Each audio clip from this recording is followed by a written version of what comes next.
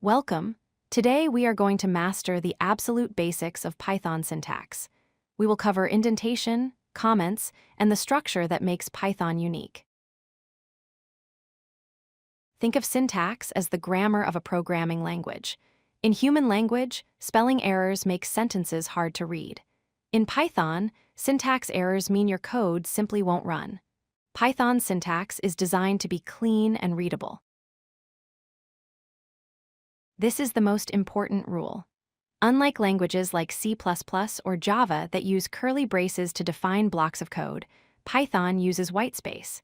You must indent your code to define what belongs inside loops, functions, or if statements. If you forget to indent or mix tabs and spaces, Python will raise an indentation error. The standard convention is exactly 4 spaces for each level of indentation. Comments are notes for you and other developers. Python ignores them. You create a single-line comment by starting the line with a hash symbol. For longer explanations, especially when documenting functions, we use docstrings. These are wrapped in triple quotes and can span multiple lines. Whenever you see a colon in Python, it means a new indented block is about to start.